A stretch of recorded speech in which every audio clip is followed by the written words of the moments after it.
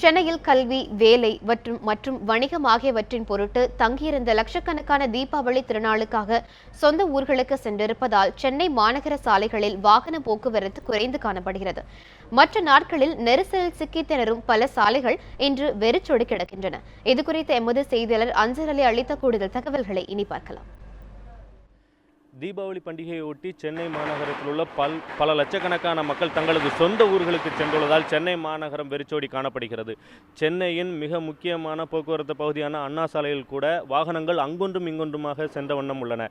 சென்னையின் மைய பகுதியாக கருதப்படும் தியாகராய நகர் பகுதிகளிலும் பொதுமக்கள் அதிக அளவில் தங்களது சொந்த ஊரான வெளியூர்களுக்கு சென்றிருப்பதால் தியாகராய நகர் பகுதி கூட வெறிச்சோடி காணப்படுகிறது.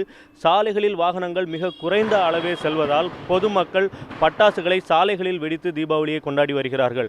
சென்னையின் பல்வேறு பகுதிகளிலும் சாலைகள் ஆங்காங்கே வெறிச்சோடி காணப்படுகிறது. எனவே பொதுமக்கள் தங்களது தீபாவளியை சாலைகளில் பட்டாசு வெடித்து தீபாவளியை கொண்டாடி வருகிறார்கள்.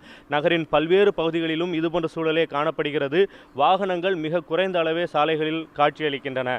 மிக முக்கியமாக சென்னையில் 8 மணி அளவில் இருக்கக்கூடிய போக்குவரத்து நெரிசல் கூட பண்டிகை நாளான இன்று குறிப்பாக வழக்கமாக இருக்கக்கூடிய போக்குவரத்து கூட இல்லாமல் மிக குறைந்த அளவே காணப்படுகிறது. ஒளிப்பதிவாளர் சரவணனுடன் அன்சர் அலி, நியூஸ் 7 தமிழ், சென்னை.